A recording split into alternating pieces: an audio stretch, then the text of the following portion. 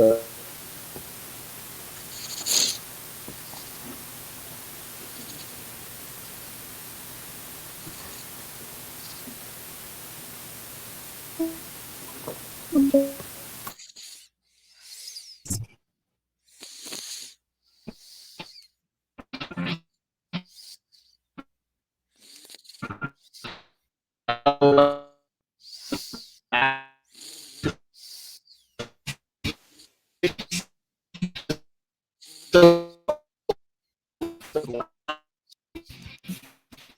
Anyway, Bill joined me as always. It is the Stafford, New Jersey. It is.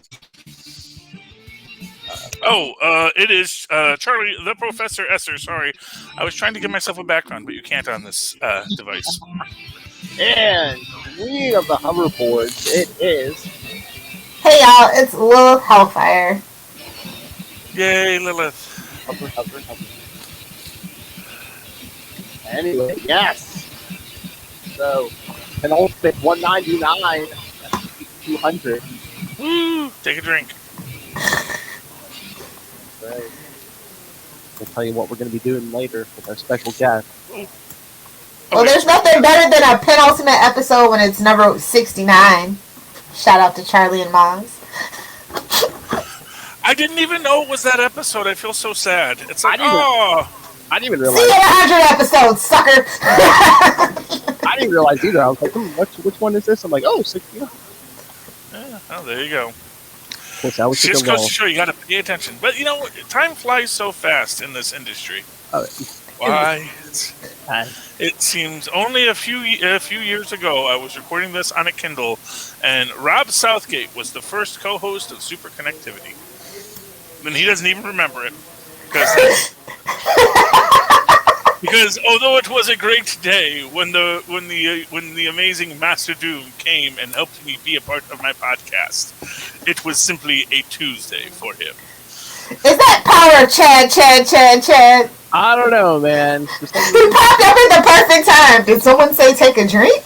Yes. Why, yes, we did. Why, yes. It's 12 o'clock somewhere. I had to check on my phone. Yes, it is. It's actually 12 o'clock here, so there we go. That's right, after 12. This isn't technically day drinking. And Chad Lilith. And even if it was, Charlie. Chad Lilith is not on camera because she crashed a hoverboard into a wall. Yeah, they call it hoverboard. She doesn't want us to see her hideousness. I am broken! This is where she starts her mad Path 2 supervillainy. Oh my god. Yeah. Regular villainy. It's like, they destroyed my face. I will bring all the hoverboards to their knees. Attack my armadillos. Swarm. I'm coming for you, Elon Musk. She's probably petty because, she probably has to wear an eye patch for a week. And she's like, I'm hideously deformed. No. If I had an eye patch, I would be on camera. No. Pirate, ARGs, come on. I live for that. Eyeballs pieces. And I actually came across a video that helped me explain why I love Fast and the Furious, and it's because they're modern pirates. I can see that. I forget whose video it was, but if I find it before the end of this episode, I'll let you guys know. It was really interesting because I like it as just high octane guys being guys, classic Michael Bay, even though it's not Michael Bay. Fun. It is in the. But Dom has his own code. They're they're it's not legal, but they live by their own code and they don't hurt anybody other than big entities who can afford it. By the way, speaking of pirates, I just want to give a quick shout out because this was one of my last week books. Champions number 4 gets a quick visit from Lilith's favorite mutant book, The Marauders. Yes! Did you enjoy it? I enjoyed it with Captain Kitty Pryde. I like her because she's also wearing she's actually dressed as a pirate, which I like. I like that she's dressed as a pirate. It's not a good book necessarily. It's a fun book, and that's what comics needs. I'm tired of being in the political quagmires and I just want fun, man. And it's got Bobby. I don't like the whole Jack Frost look on Bobby Drake. I'm going to be honest with you, where he's got the icicles on his head. I think they're always trying to visually show you his powers are always evolving or something. But yeah, But that feels to me like a step back. It's a choice. It's a choice. You know, like I like my Spider-Man and Amazing Friends Iceman. That is my Iceman. Just making my way downtown on an ice sickle, yeah. That's my Bobby Drake, man. Always will be. Oh, but Charlie Esther, have you been watching the Batwoman? I have, and you know, she is losing me. You know, especially like why? What's her name?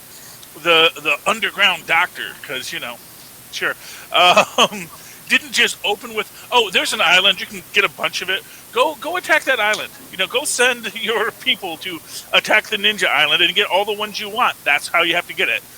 I just can't really attack a ninja island because I am just a underground doctor. So do that. Let us go attack them. You know, that seems like an opener. Since she's immediately going to open up and tell everything, why not tell that? And then let the ninjas fight with the evil corporation. That's fine. Yeah, someone's going to win. That's what I always say. It's like, why can't you lie to people? It's like in Marvel. It's like, oh yes, you're looking for like a time machine. Yes, go to Latveria. This kindly old doctor will gladly let you use his stuff. Well, I mean, no, but not for nothing. It's like, yeah, if you want a time machine, go talk to Dr. Doom. I wouldn't short sell it. I wouldn't convince them, oh yeah, go do it. Just say, yeah, there's an island in the middle of wherever it is, and it's filled with ninjas. And yeah, they grow this stuff there. Was it in the North China Sea? I feel like it was in the North China Sea. And only Phil might get that reference. I don't know, it felt very tropical, so I don't get the North stuff. So I'm feeling somewhere in maybe the South Pacific, maybe even in the Gulf of Mexico, because you know, because it's apparently close enough to Gotham that you can get there. So this might like be everywhere is close enough to Gotham when the story calls for it. It's called a MacGuffin and plot conveniences. Is Gotham sort of like Danny the Road and just goes? It's the room of requirement. It is where it needs to be. They'll say Gotham. Yeah, they have to do something. They need to cleanse the ghosts of the show so that we can move forward. Well, here's my thing. I just want a morally consistent Batwoman. I want to know. See, to me, a Bat character has to have their code, whatever that code's going to be. She still figured it out, though. I understand. She had all these hopes and dreams on her shoulders, and she they really are preventing her from becoming her own Batwoman. But at least her and Lucius are like finally made up. So there's that roadway. Yeah, I also don't like the whole kryptonite poisoning storyline. I don't know. It seems like a weird way to randomly nerf a character. And I get the feeling like we're going to have like 2 other people in a Batwoman costume. I will wager you're going to get Lucas in the Batwoman costume before the end of this season. There's no one else. You're a lie, young man. Lucas, put on the costume. You're a black person. Well, they didn't have to be black, so it's really you can put anyone into it, clearly. And just the idea, but so it'll be like the real Batwoman that they should have took from where it was the 3 from the animated series, just kind of rotating. I would actually be down for that. Yeah, well, honestly, why you don't have more than one, I don't know, because it just strikes me like it's the whole. Why, if we all just dress? See, I'm here, they're there. It couldn't be me. Yeah, but CW, do they have the budget for 3 lead actors?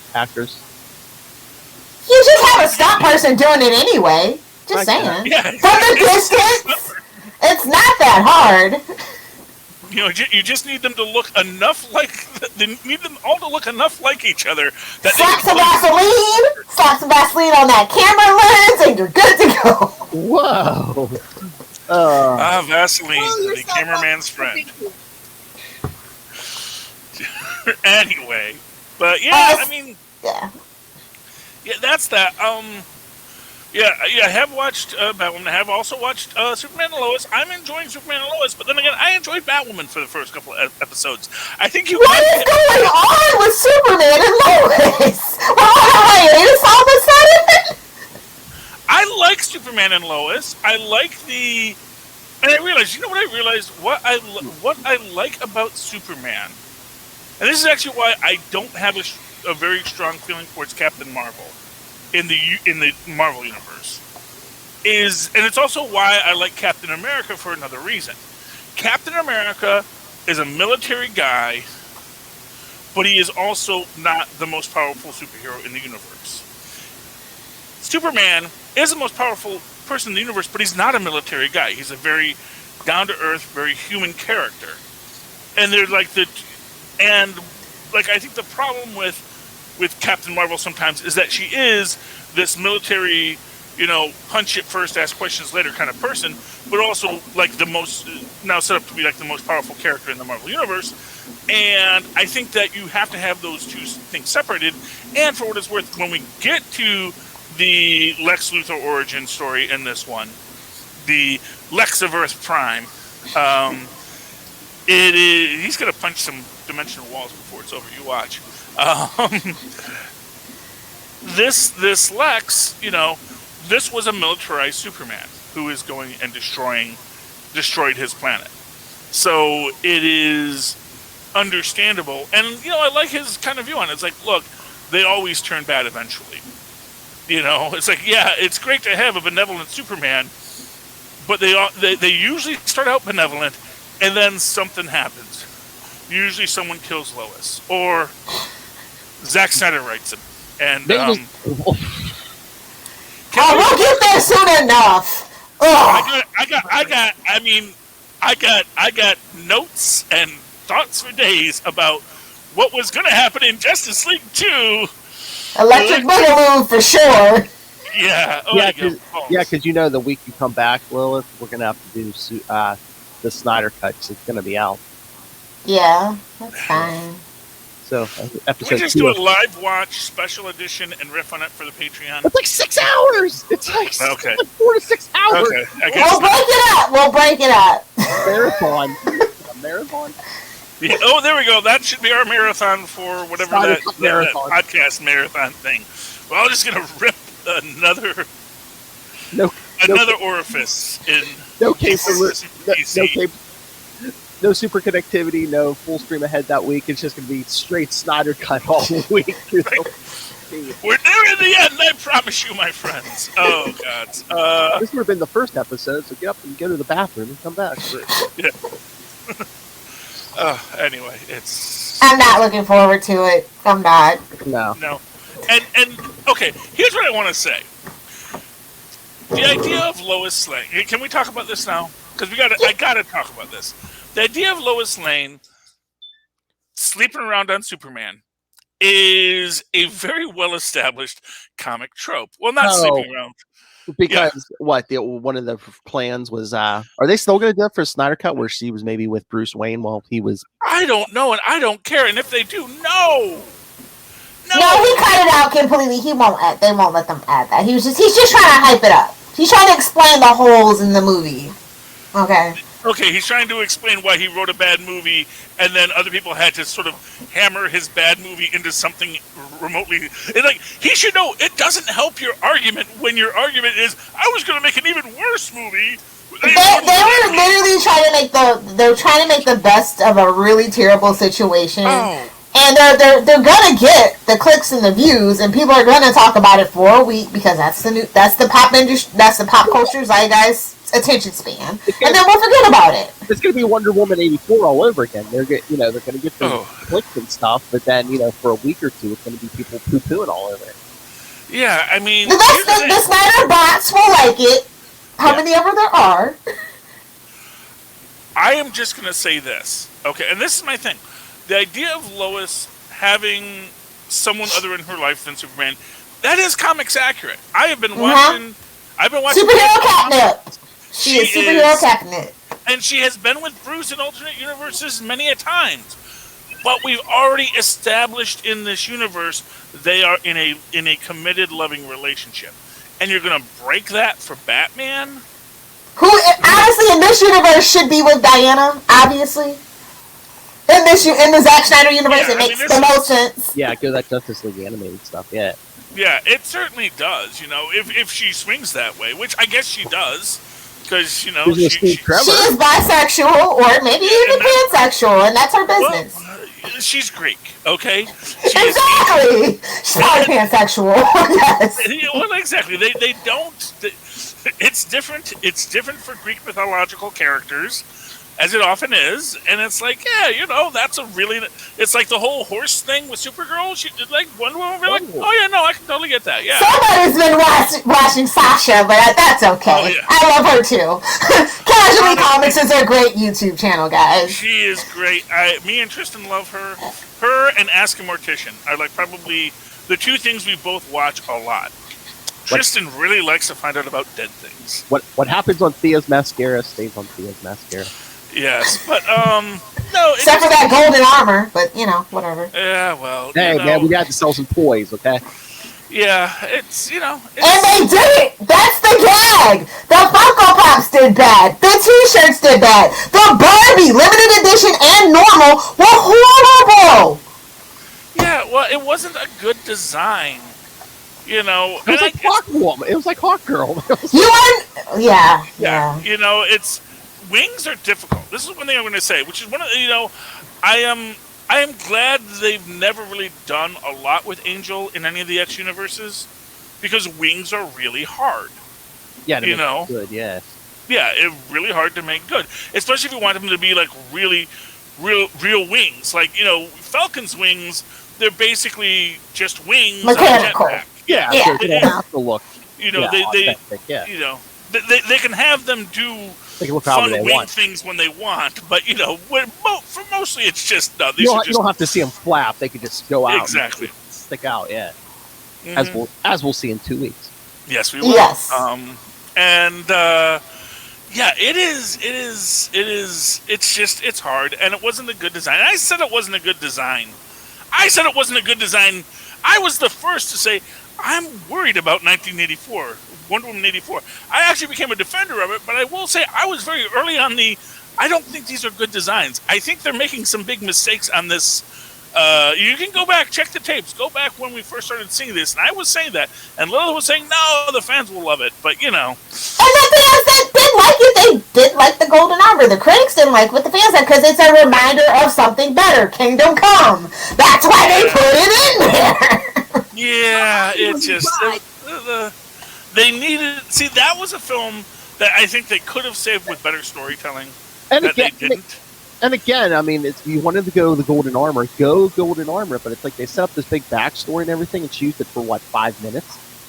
But it was for toys. We're all going to be honest. It was for the toys. Well, also... And those particular toys did not sell well because it didn't translate well. It was crazy. I mean, half the advertising was around that stupid armor. Again, she wore... And you can see clearly where they were just leggings. Actual gold leggings. I don't want to get into it. I don't want to get upset again. Yeah. I mean, the CGI could have been better. I think Lois right. I think they keep on short-sheeting Wonder Woman. I'm telling you, they don't want, for whatever reason, they don't want to put the money behind her, even though technically she is the most strong. She could be the strongest brand, especially if they want to go pretend like they're woke. Why are you shortchanging Wonder Woman if you're pretending to be woke, your feminist icon hero? Yeah, it is weird. It is weird to me. I mean, did Perlmutter go over to DC? I don't know. That's the thing. It's like I understand. Oh, there's some weird racist that is behind the scenes pulling strings sometimes, you know, or misogynist or what have you. And I get that is something that exists, and then you have to have proper business people sort of move them to the door and say, yes, okay, Grandpa, have a good day. It was great when... Netflix used to come in the mail! Yes, exactly. You know, you gotta be willing to deal with those people, and... I mean... But it just seems like... Because it just... It's weird. They don't want to do another TV show. They don't want to do animated. They won't put out another animated movie for whatever reason. When the Wonder Woman fans are hungry for it, they let the Wonder Woman writers of the comic book, no shade, no tea. I'm just saying, it has not been good for at least 12 years. I have not had a single good... Well, Agent of Peace was good, but that was planned kind of before, and they just decided to throw it in, so that's all. I won't even count that. Well, there's a new Justice Society World War II movie. which I thought we already did once with New Frontier. New Frontier, yeah. Yeah, but that was like the 50s, so now we're doing the 40s. So I think we're gonna. But that doesn't. I mean, her actual own movie, you have the Wonder Woman movie, then you have the Bloodlines movie, which are actually everybody loves. We just need a new Wonder Woman show. No shade to Supergirl. Nobody wanted it. Nobody asked for it. Well, she needs a show. She needs to be back in the hearts and minds of American consumers. Well, that was the other thing too. Superman and Lois is going on hiatus towards the end of March. Then the last season of Supergirl is coming back, at least for a while, on March 30th. Well, and they're doing extended episodes. I guess they're trying to get that sweet advertising money. For Superman. So if it's an extended cut, you're gonna watch more commercials because it's only on the CW app. So I'm assuming that's their plan. Superman, yeah. I mean, that works. If it works, it works, and that's fine. I mean, it's just an odd choice. That's all. Yeah, I thought I read on the hiatus thing. It's like I guess Superman and Lois must have had a COVID break, filming and stuff. So I guess maybe they don't want because Supergirl's going to go from the end of March until May when Superman and Lois comes back. I guess they don't want that gap there or whatever, especially in that prime real estate after Flash. That's not really prime real estate. Nothing really does well, with the exception of Superman for now. Nothing has actually ever really done well post-Flash. It stabilizes it, but it doesn't send it through the roof. It definitely doesn't match the Flash ratings at all. Nothing has. Nothing does, yeah.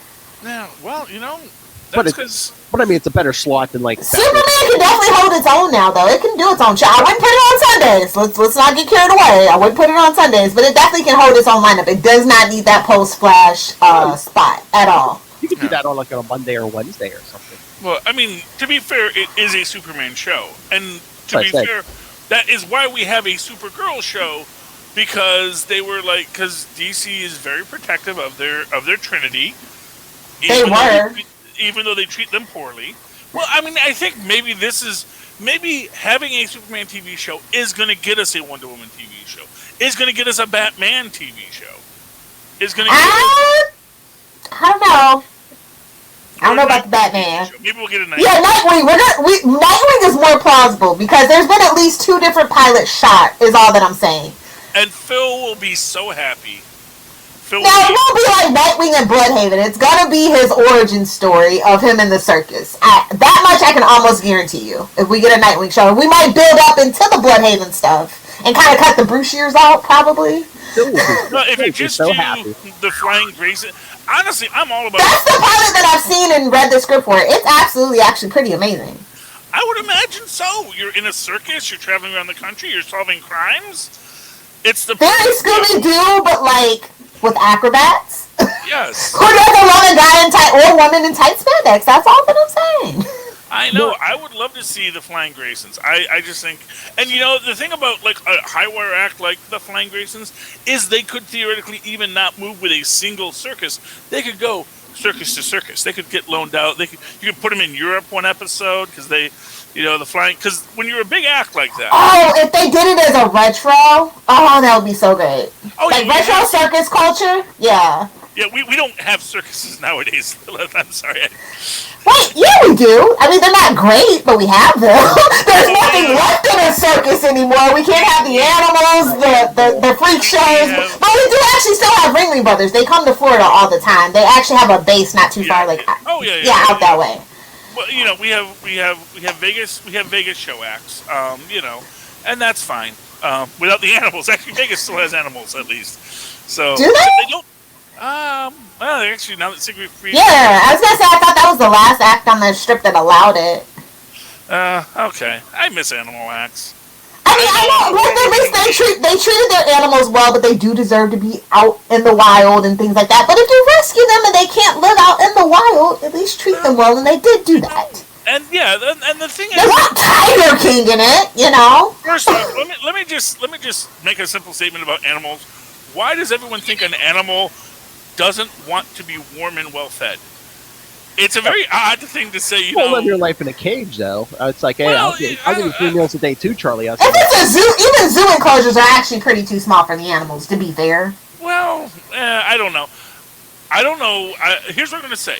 They have a lot of entertainment because they get to go on a show, they get to do a dance, they get to have things and get food and get stimulated, which is what most animals want. It's like, I hate to tell you this, Philip, you and I, and Lilith too, we're all living in cages. We're mammals, baby! We got all kinds of things coming through to stimulate us, like, ooh, Netflix and this and that and that. Yes, if we couldn't leave, it'd be horrible. But the fact of the matter is, we haven't been able to leave for a year, so it's fine. Exactly. Yeah, I mean, That's my point. I mean, you could still jump in your car by yourself and drive around for an hour or two, then, Charlie. I think. Yeah, but if food was delivered, I wouldn't necessarily do that. And that's why I haven't left, because it's called DoorDash. Not sponsored, but would love it if you wanted to. This is what I'm saying. It's like if you're an animal and, oh, look, stimulation, food, happy. Oh, they're going to bring someone for me to have sex with today? Yay! Unless you're a panda, because pandas are shy. And who says the panda wants to have a baby? That's rude. Yeah, exactly. Well, that's the thing. It's, that's the one. I know we're trying to save the species, but let it happen naturally. Don't just shove them in there with some Viagra. Maybe sometimes a panda would rather go to college first. That's all I'm saying. Go to Europe! Backpack through Europe! Have the world first, then have children. Yeah. Gotta learn. They gotta master their kung fu. They don't have time for kids, man. Nice reference, Kung Fu Panda. Kung Fu Panda. That's actually a pretty solid trilogy. Not gonna lie, not gonna front. Solid trilogy. It is because it was written by people who cared. It's funny, if you actually have writers who care about the subject matter and the characters, they actually tell good stories. We weren't talking about people who care about the story. We were talking about the Snyder. Well, DCW, yeah, we were talking about CW, WB, Warner's Media in general. Man, we're calling everybody out. Well, I love my DC characters, and they have been mistreated for far too long. Justice for Wally, justice for Tim, justice for Superman, and it feels like they haven't learned their lesson because, no offense, no shade, Bendis is still over there doing a big book, which is Justice League. Oh yeah, that's gonna be. They said that's the. And they're spitting things out of the pit. No. You know what? No. Let me actually. I would like to give some context to this because I do think that this is DC's eternal problem. And why I think Marvel actually does a little bit better at a lot of things. Because, the thing about...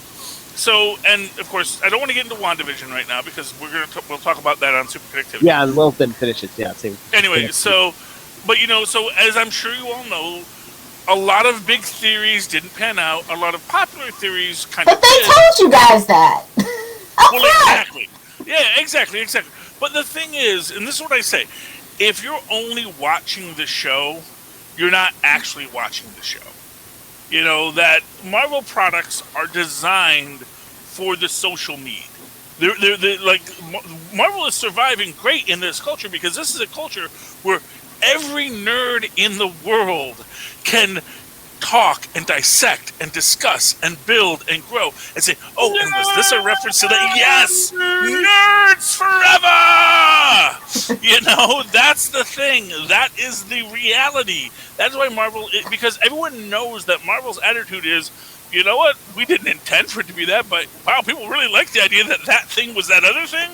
Let's just say it was, because that's how comic books have been in Marvel for centuries. Well, not centuries, for years. Is the idea that, someone will go back and say, hey, remember that one issue, that one guy that looked at the other person weird? Let's say that was actually the villain all along. And then they will write that story, it becomes a big hit, or it doesn't. But the fact of the matter is that Marvel owns its mistakes and owns its successes and just keeps on moving forward. And I think, and this is what I always say, is I think, as I've always said, DC got really lucky in the 80s with Chris Reeves, Superman, and what's his name? Michael Keaton's 89 Batman. Yeah, that they got this bookend of a decade of really iconic characters that were standalone and awesome and everyone loved and really reinvigorated things for them. But then also both of which had that strong drop off at the end, critically and popularly. After Superman 3, I mean, who even cares? I do!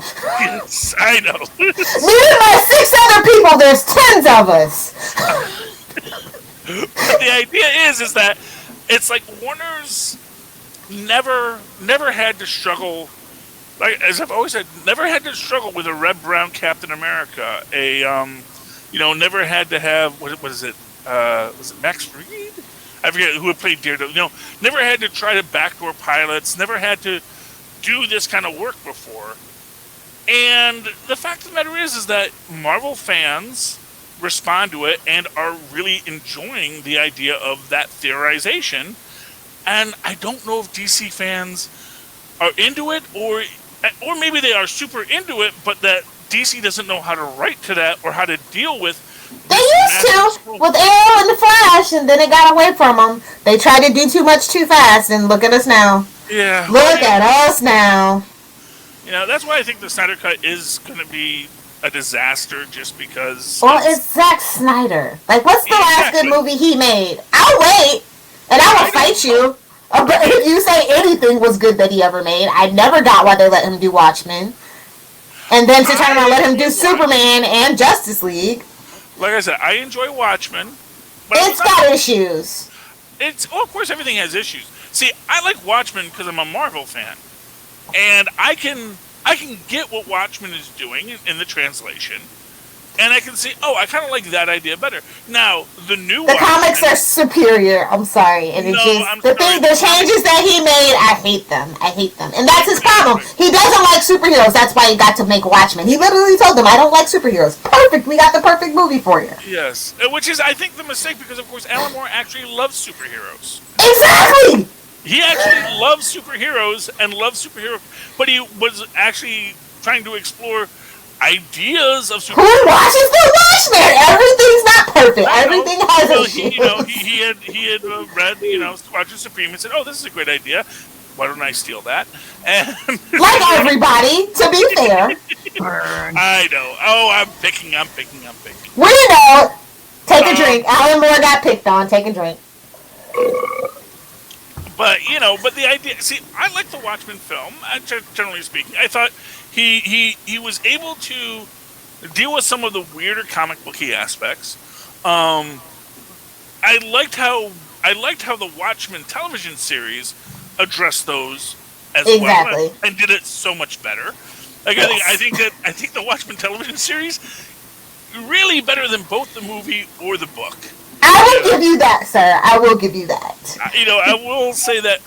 They actually took the book and said, "No, this," and because what the Watchmen television series did is they said, "No, this is what the book says, so we have to acknowledge it, and now we have to build on it. Now we have to say, how does this go beyond? What does this mean beyond this moment?"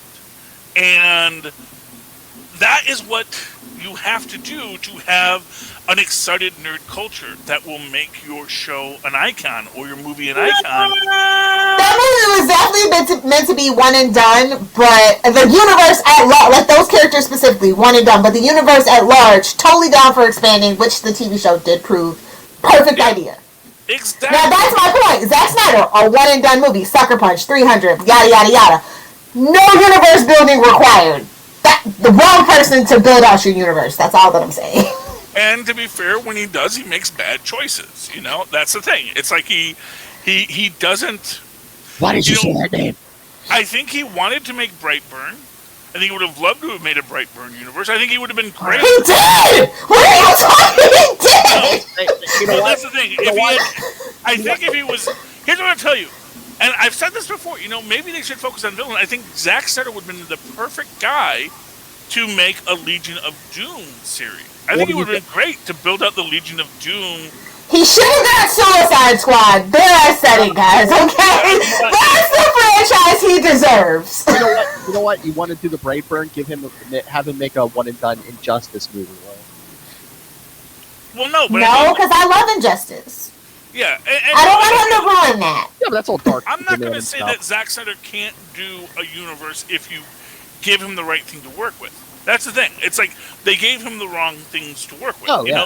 it's you can tell you can tell Michelangelo to do frescoes, and Michelangelo will tell you, "I don't do frescoes," and the Pope can say, "You're going to do a fresco, and it's going to be." Now you got penises on your ceiling. You're welcome, Philip. Yes, but you know what? Those were beautiful penises. Well, I agree. I concur, sir. Penises, and he may have did that as to tease. He definitely thumbed his nose at the Pope on that one. But you know what? The Pope was right. It's beautiful. And, but it was about making him work in a genre he wasn't comfortable with because the Pope knew he was good enough to do it. And I don't think Snyder is Michelangelo. I don't think he can work in a field that isn't his field. I think that, You know what we should have got? In all honesty, no shade, I'm not laughing, y'all can at me. I think Michael Bay would have done an absolutely tremendous job with the DC universe, DCEU. If they wanted to go the Snyder route, at least it would be colorful. Explosions! I need more explosions in my superhero movies. And he actually does know how to build a universe. You can say what you want. I like the Transformers universe. I like it. I'm going to say this. Lens flares, kids. You're not wrong, Lilith, but he would bring back Steamboat. And I'd be okay with that. That's the sacrifice we have to make for an actual decent, watchable, fun movie not derived in darkness. Constantly, always the darkness, no hope. Superman's symbol means hope. Nobody's home, I guess. Yeah, I mean, really, that's the thing. I always thought that was kind of sarcastic when he says that in the movie. But, but for what it's worth, that is one thing I think Superman and Lois is getting right, is the idea that the way they have, like I love that line. They forced their hand. I agree with you. They forced their hand. They're like, oh, we got to make a Superman show to clean up this mess because we are losing the core of who Superman is. Exactly. Like, we don't want that associated with him because, it depressed everybody. Yeah. And to be fair, the statement, cool outfit. Thanks, my mom made it for me. That is the big blue cheese we all know and love, and I love exactly. that. And I love that he's also dealing with his family and the things, and the fact that his son has superpowers, but he's not Kryptonian enough. Man, Jor-El just comes off so awful in this. Jor-El is a jerk, and I love it. Yeah, Jor-El is a really just.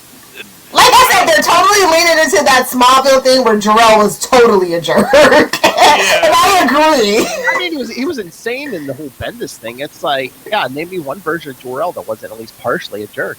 Yeah, well, to be fair, Jor-El, largely speaking, since at least Byrne's run, always has been a jerk, Oh, yeah. And it makes sense. Kryptonians were kind of jerks. They destroyed their own planet. Yeah. Oh, yeah. And start with the Byrne stuff. Yeah, they were kind of more cold and emotionless. Yeah. Yeah. Well, exactly, and that's why Superman actually works. That's why he had to be Kansas country cornbread fed. That's what makes him palatable, to be honest. As we've seen in Red Sun and so many other alternate universe.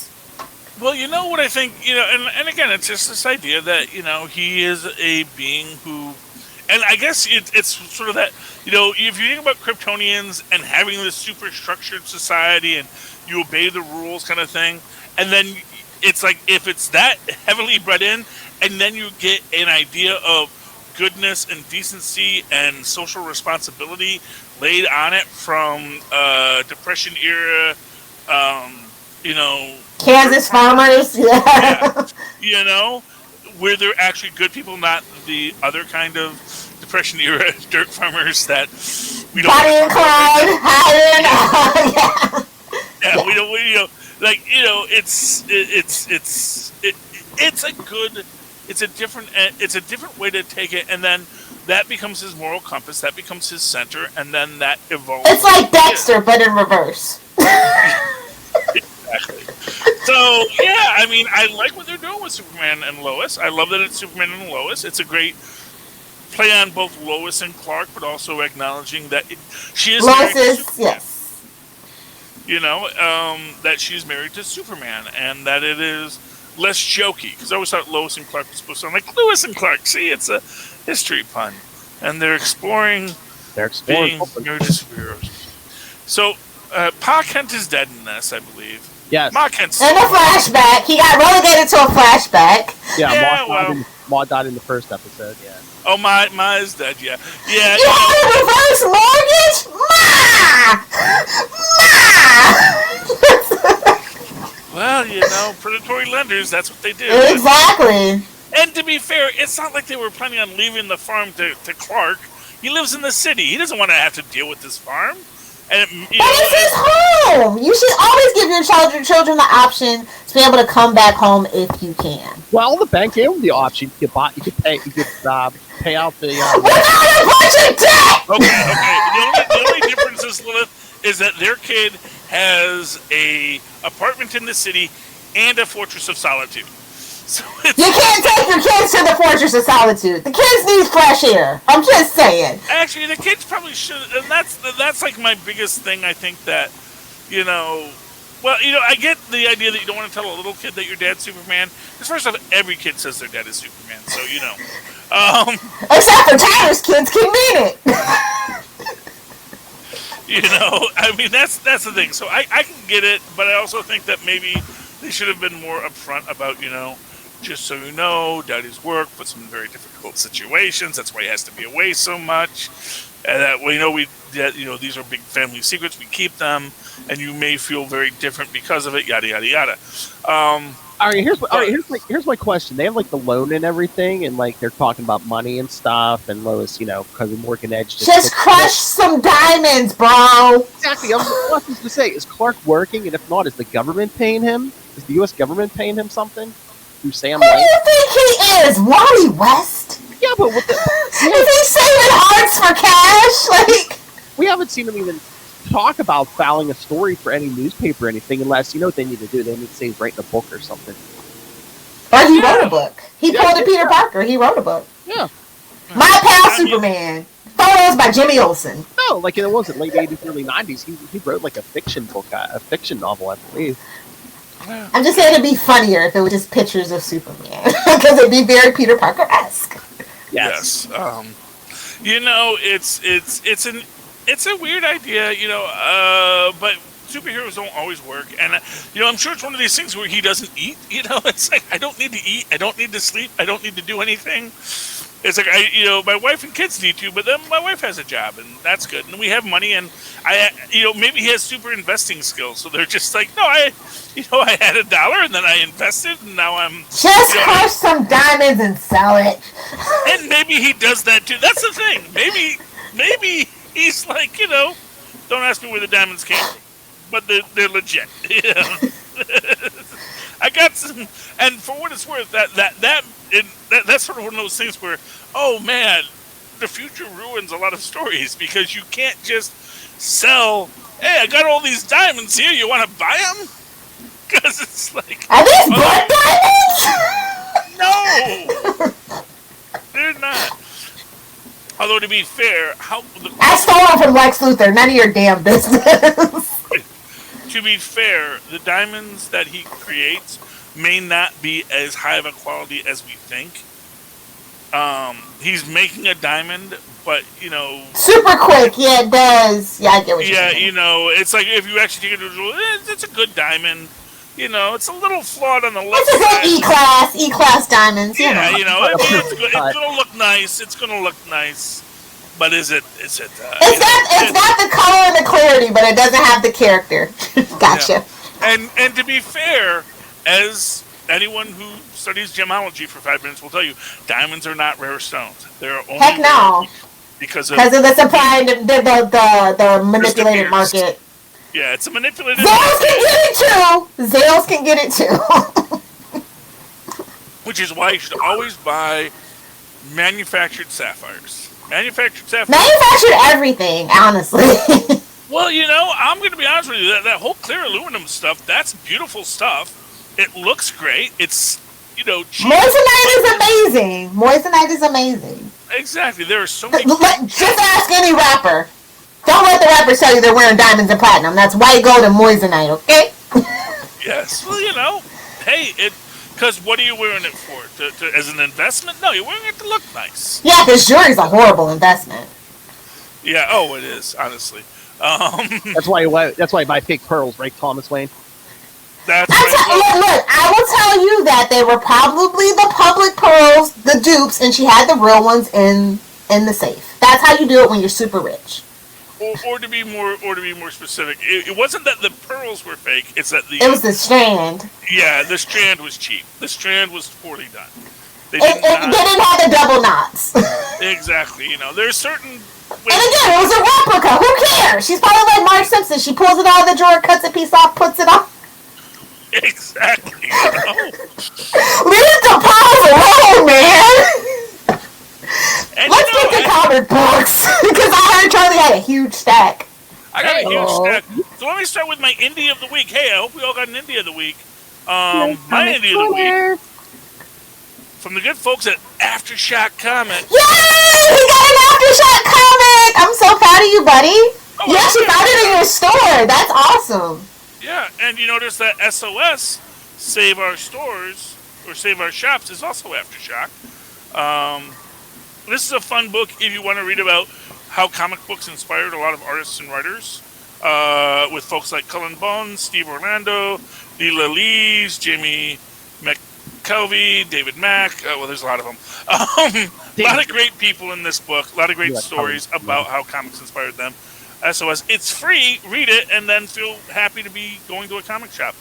But the book, while they last, if you don't support them, they won't last, guys. That's right. Yeah.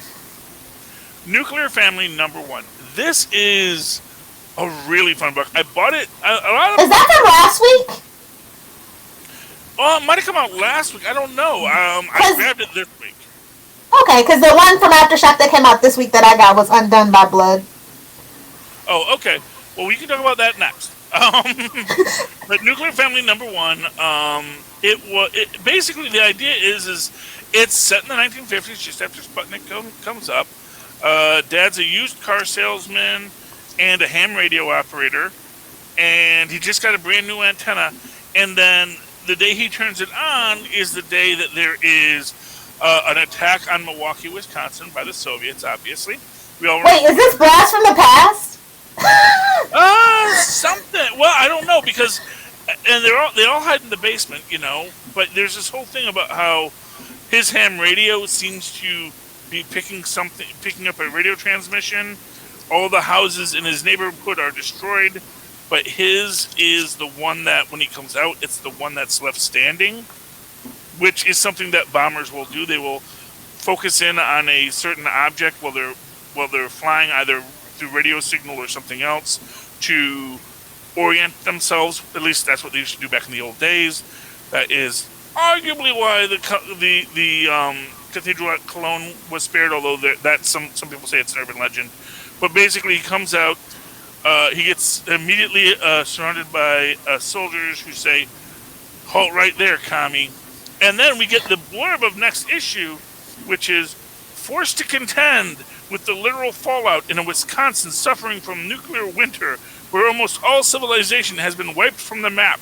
The McLeans now have to wonder, is the year still 1957, or has something more shocking happened?" Bum, bum, bum. On sale March 21st. Then you get this great guide to a true American's guide to communism, where you learn all of the important warning signs and then what to do in the event of an atomic bomb blast. Put your hands over your head and get under the desk.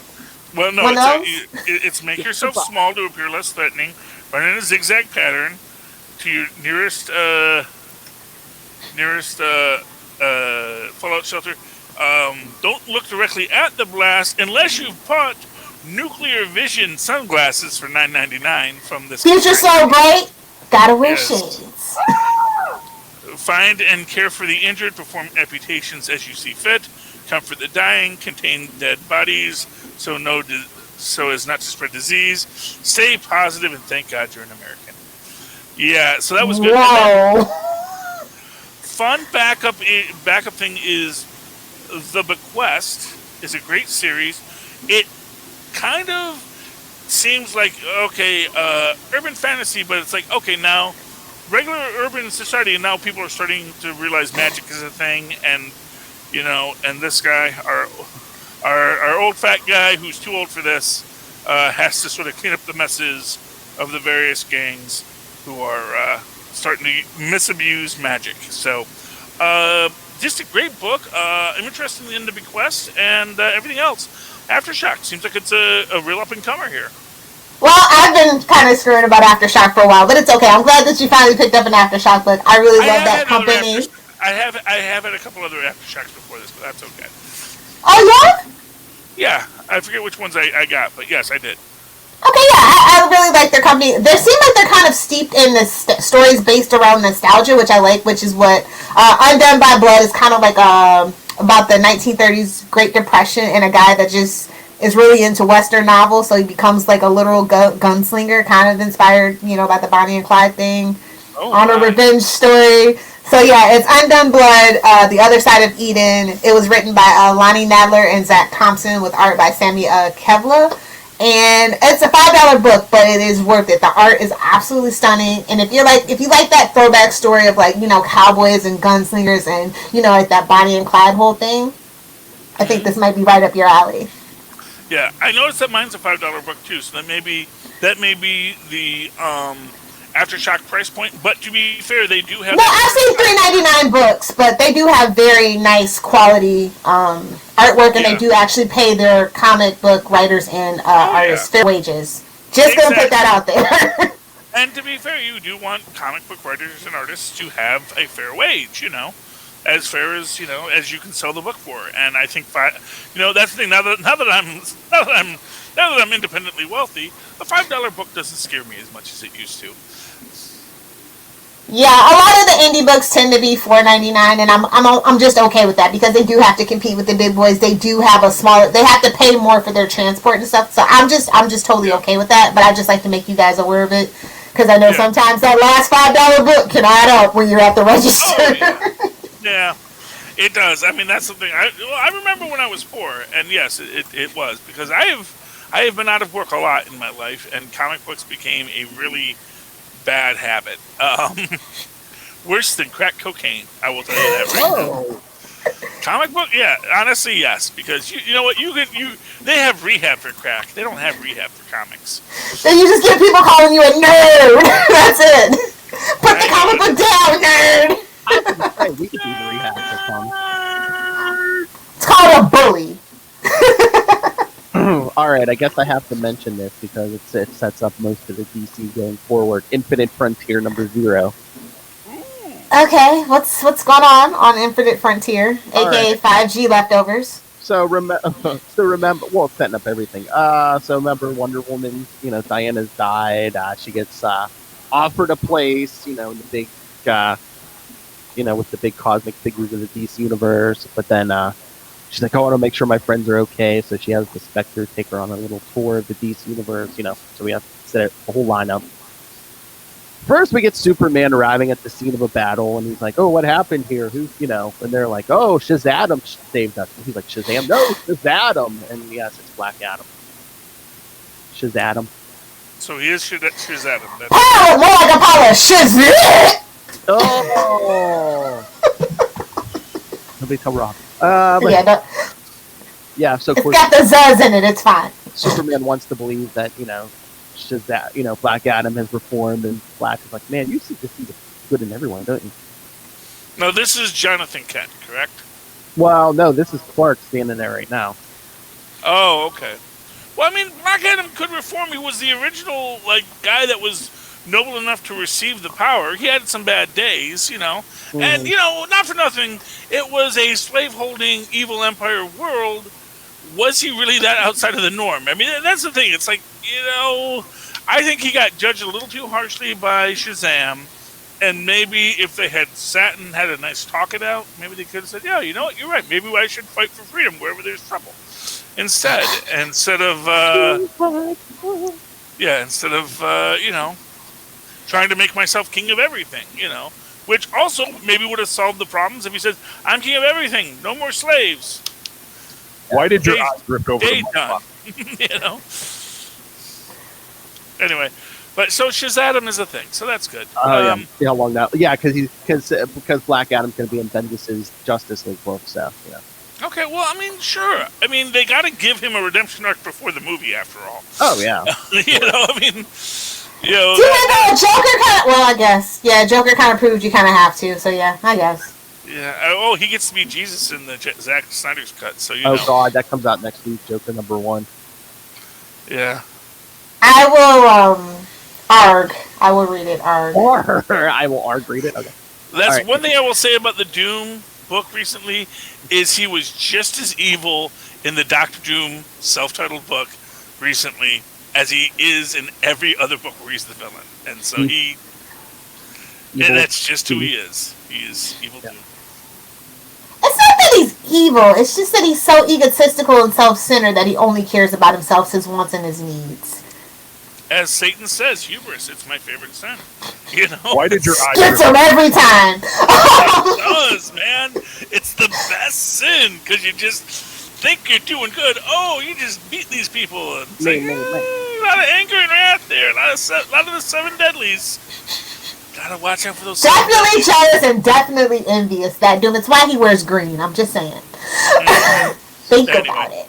So when does this take place, Phil? Is this This is setting up the current stuff. This is setting up the current stuff. So we've washed away the other stuff. So is this the... Well, no. Wait, don't say the current stuff, because I think I still see Superman books out there. Is this the not too distant future? Is Wonder Woman actually dead in her own book? Yes. Oh, this is actually where we're at. Okay, so they killed Wonder Woman. She got killed at the end of Death Metal. Yeah, because I'm gonna get to the Wonder Woman stuff. No, yeah. Okay, so this is okay. And we're kind of setting stuff up that this is how some of this stuff is how we're gonna get to that future state, those future state books, and some of these things. So. Okay. So they basically sort of like how they. Okay, so they're trying to do a Wally West. Oh, we're gonna get to Wally West too. No, but they killed off Barry Allen, and Wally West was the Flash for the longest time. They wanna recreate that. It's like, okay, we went from Jay Garrick to Barry Allen, then we had Barry Allen die, and we actually had Wally West take over, and we went forward. So now we're Wally Westing the whole universe, the good Wally West, not the bad Wally West. Not the whole universe. Not the whole universe. Bruce Wayne's still Batman. Bruce Wayne is still Batman, yes. I mean, Clark Kent is still Superman, although his son's still out there. So, I mean, we're... All right, but anyway. We're not there yet, okay. But then we get to the Gotham stuff. You're welcome, Rob. Somebody attacks Arkham with Joker gas. Supposedly Bane is dead. Yeah, I'm sure that'll last. It should. He's the worst villain. Oh, yeah, no one cares. We just make a new Bane. It's like literally just, he's got... Give somebody some drugs. Yeah, I know, exactly. It's like literally... The son of Bane.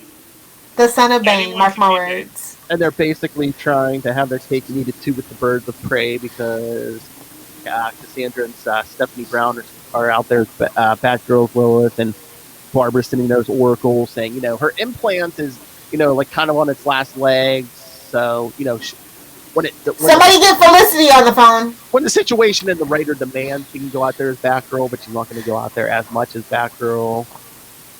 Well, no, wait. Does that mean that she can Batgirl when she needs to, but not always because she has a thing? Or is it that she's in a wheelchair? She can walk. She has it. She had it in like when they started New 52. They put an implant, like a microchip in her spine, so she can walk. But it got damaged during Joker Wars, so now it's like, if I exert too much, that thing's gonna burn out eventually. So she's gonna pick and choose. Can't they just get a new chip? I don't know. I mean, that's the whole point of the chip. Is like, it was experimental and expensive. That's the beauty of New 52, Charlie. I don't think we ever got the origin of where that chip came from. So it's like, yeah, I mean, you didn't get the origin for much. No, but here's the thing: once you make one, you can make more. Yeah. Tell that to NASA. They keep on making more space. It's not the exact same thing. That's why they're not as durable and sturdy. Yada yada yada. Sure, Jan. We got to beat the call in space. Come on. Anyway. All right. So yeah, I mean, of course it's Gotham. So it's like, you get Grifter. I guess is going to be around. And like a year or so ago, Bullock was commissioner. So now Montoya, I guess, is going to be commissioner. Oh, good for Montoya. She gets a promotion. Isn't she the Question? Like, when needed. Don't they do like background checks on these people? I guess not. Let's go. Come on. You answered your own question. They let a man in a giant bat suit be the symbol of their city. They have a whole little freaking lamp on top of the police station to call them. Come on, Charlie. You're not a raging alcoholic. You're not a mass murderer. Oh, you're hired.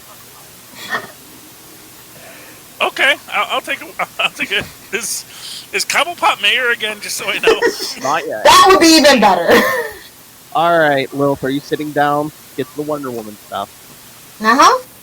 Okay, so since Diana is dead, Hippolyta is going to go to Man's World and take Diana's place as in the Justice League and all that. Don't we have Donna Troy and that other girl? I mean, they even had their own armors. Well, I don't know what. So they don't count? They haven't mentioned Donna Troy unless she's going to be in Titans Academy, but I mean, so Hippolyta's going to Man's World, and she even says she's going to check up on that new Wonder Woman, or that Yara. Yeah, so she's going there as Hippolyta, or Hippolyta, not as Wonder Woman. She's not like, well, I guess I have to do it myself. She's not. Yeah, because I don't think like in the previews for like the Justice League stuff, I don't think she's wearing Diana's costume or anything. So yeah, so she's not like going by the name Wonder Woman. I don't think. Yeah, my name is Hippolyta. Go away. And then since she's leaving the island, guess who's going to be in charge? Though? Who's going to be in charge? Nubia. Oh, well, that's nice. You know, it would make more sense for Nubia to come to Man's World and, her to stay there, but that's just not good storytelling, apparently. We can't have... At least we put the black woman in charge. At least we did that. Lilith, we have Yara out there, too. We can't have two women of color, as the main... Yeah, you're right. You make a good point, Philip. You make a good point. To be fair, Nubia was named in the 70s, and... She's just made from a different color of clay, guys. Okay? No. Actually, the name Nubia. I would, like, if her name was like, I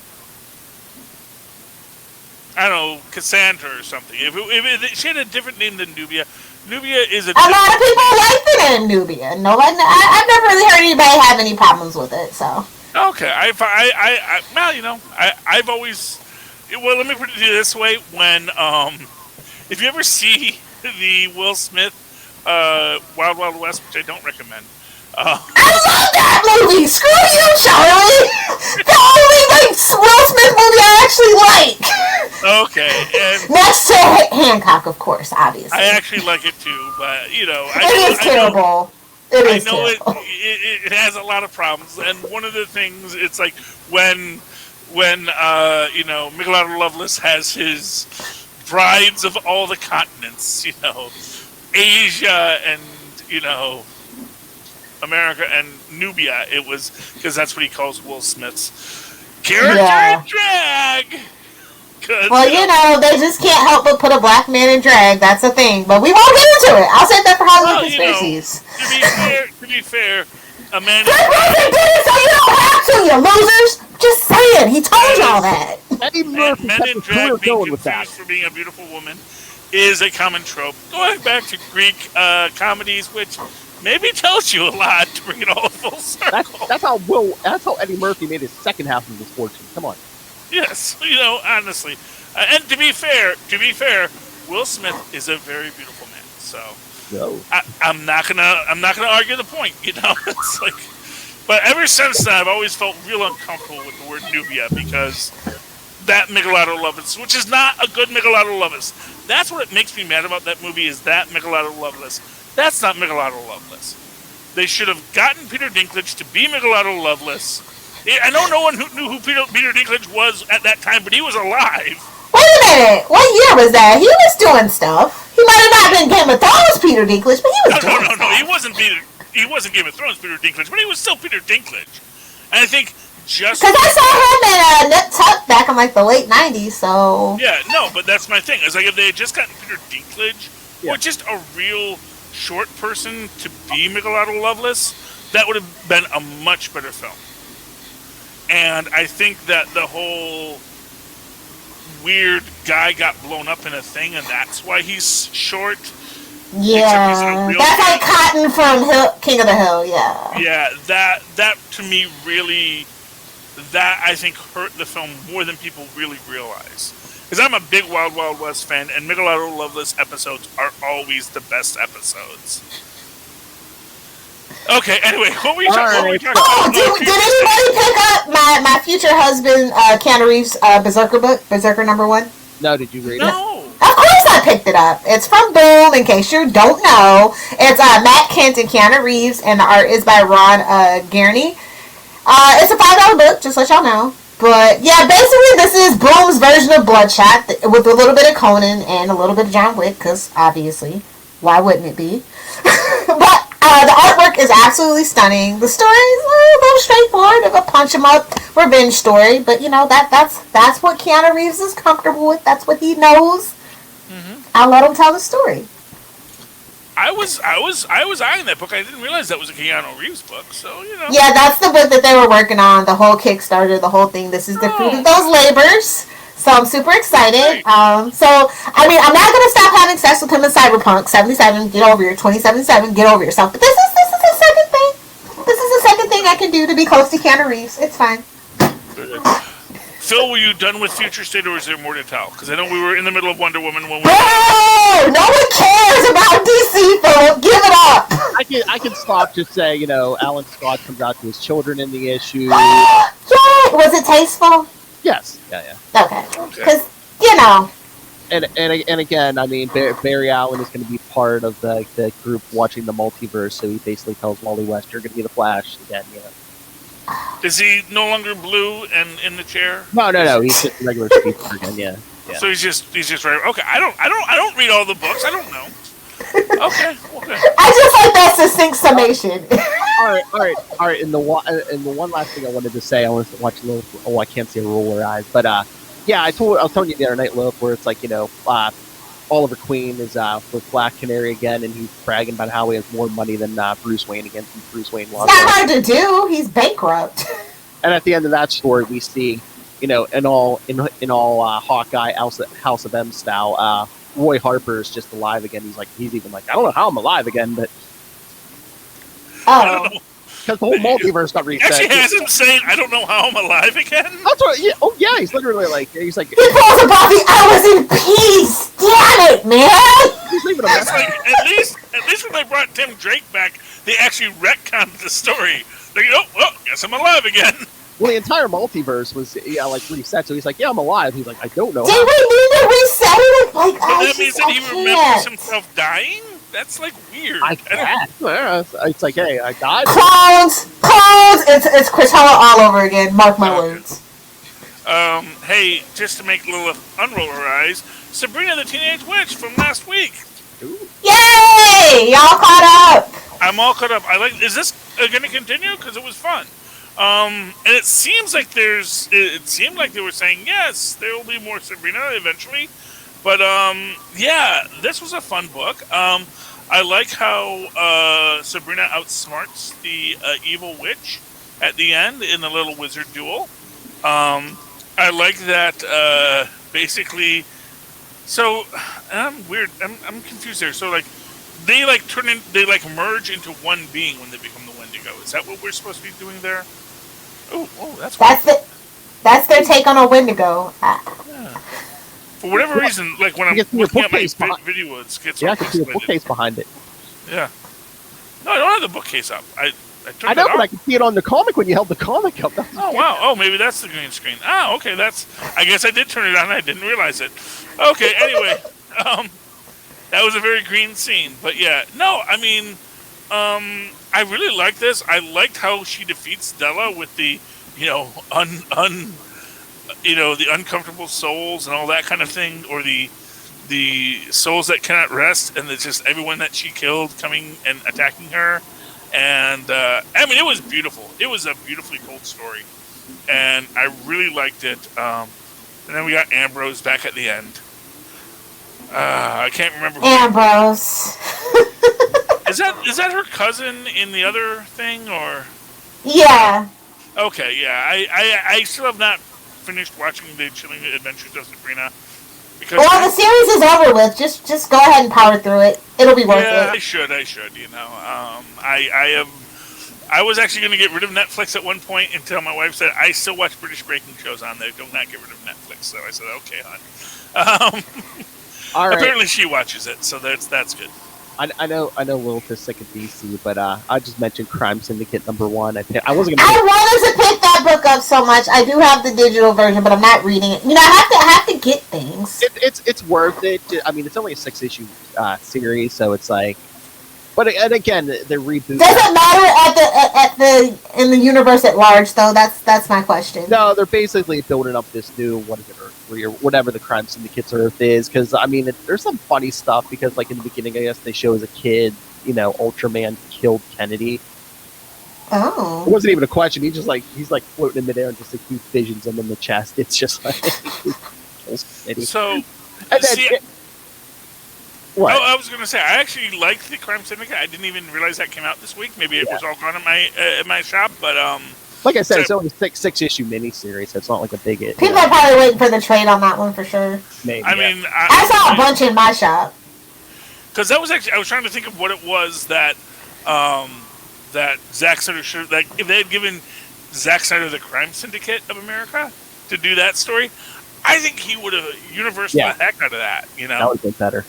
Yeah, it's like this thing. You gotta steer into your own curves. You gotta know what this guy's skills are, and how to help him tell a story. And this is a broken universe because you know who the president of the United States is. Who? Okay. Trump? Okay. No.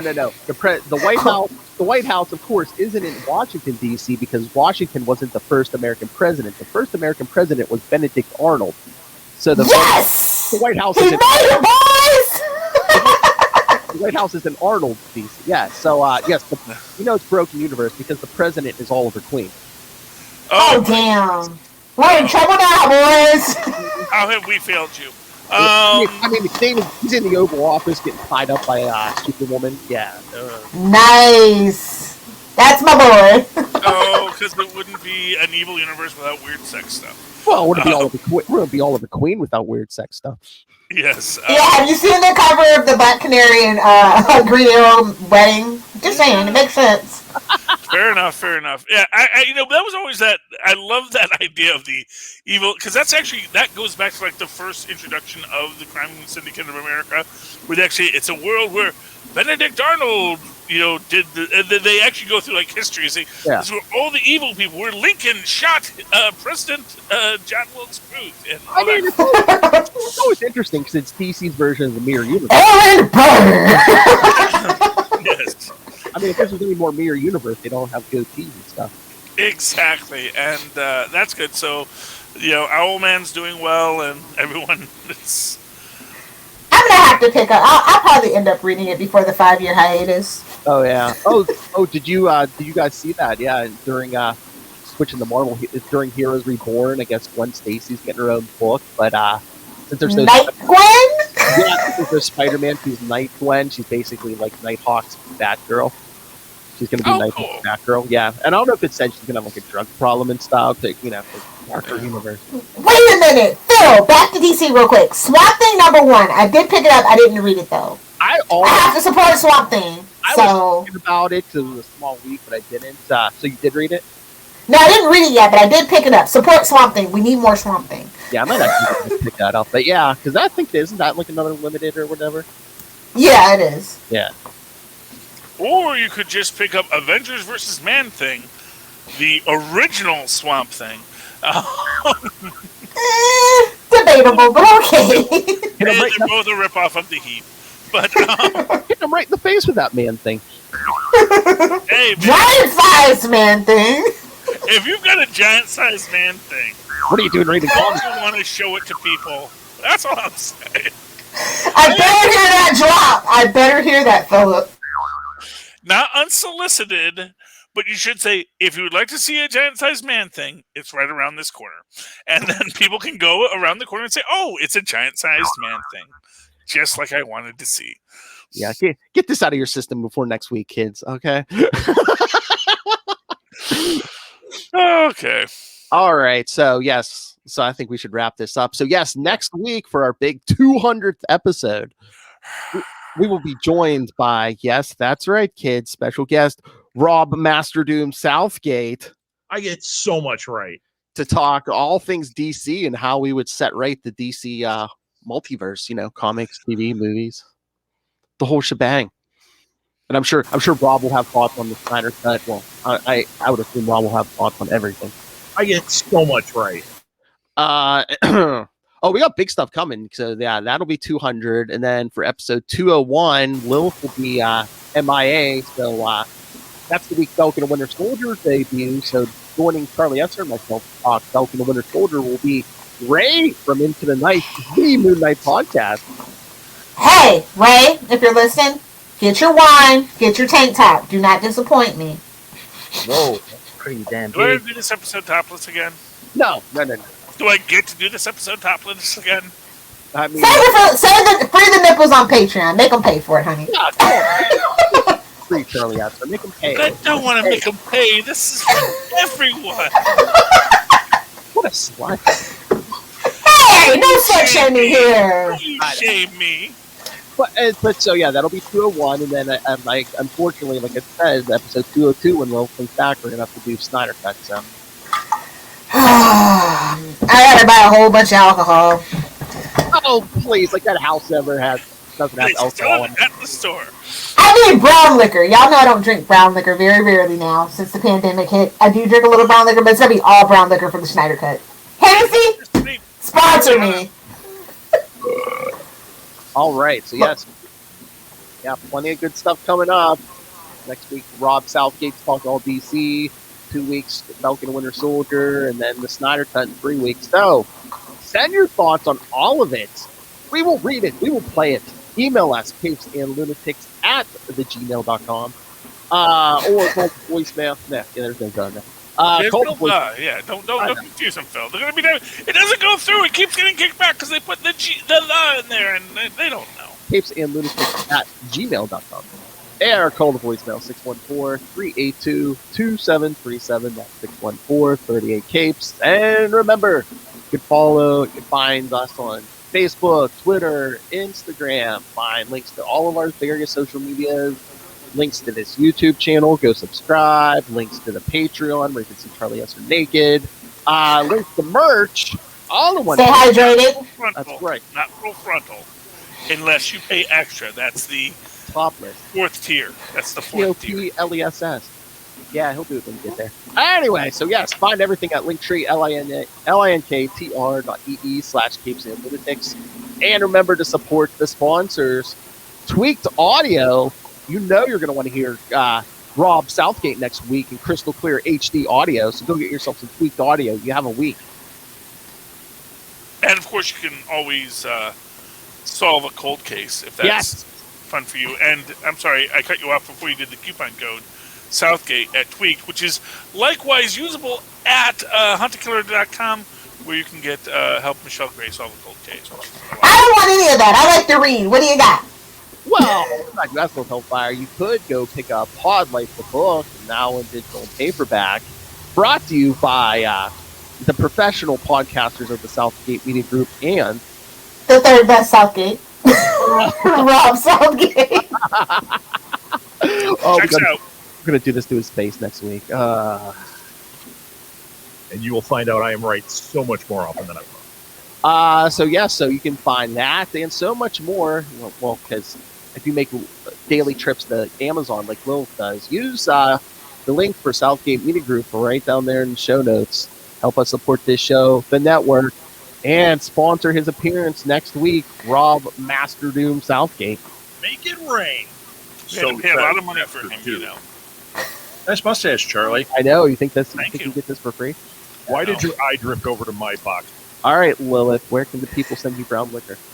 Oh, God. If you guys want to live tweet with me while I watch Batwoman and The Flash this season, at Lilith Hellfire. If you want to hang out with me on Instagram, at Lilith Hellfire86. If you're in need of spicy memes, at Lilith Hellfire69 on TikTok and the Gram.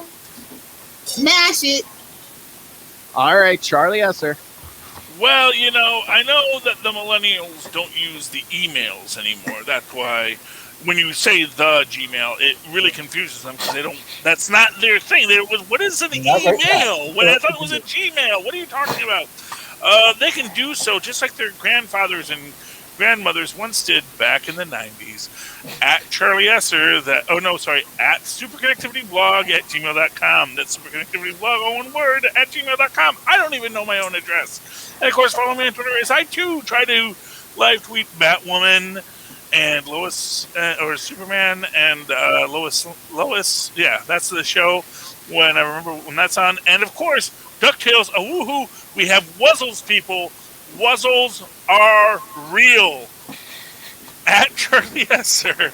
That's CharlieEsser. Look for the 2 E's in the middle. For quality. Bing! Thank you, Maz. And if we do not get an extended DuckTales-averse out of this... Where's my Rescue Rangers? Where's my Darkwing Duck? They're establishing it, man. I want my freaking Wuzzles back. I want to see just life on Wuzzle Island once they free... Disney After Universe! Disney After Universe! We need it, man. We need it. Wuzzles were actually a Saturday morning cartoon. Yeah, bring back Saturday morning cartoon. Well, you got to go to MeTV for that. At 7 a.m. Not sponsored. Yeah, that's when the host comes on, which is fine. But no, I loved the Wuzzles like inappropriately for a boy of my age. But yeah, I loved the Wuzzles. They were the best show because gender norms. But it was a girl's toy, but I loved it. Okay. I also like. There's no such thing as a girl's toy or a boy's toy. You like your toys and toys. There was in the 80s. They had a whole sign to let you know where you were supposed to buy your toys. You poor thing. You poor thing. All right, everyone. No idea. For another week, we have been your capes. Ampersand. Emphasis on Lunatics. That's right, kids. Remember, when 1 week drops Southgate, 2 weeks Falcon Winter Soldier, and then 3 weeks Snyder Cut. Get your booze ready, people. Did you say booze? I said booze. I have both. I was just saying, I thought you were talking to Charlie. These knockers are fully trusted. Prepare the way for the Southgate.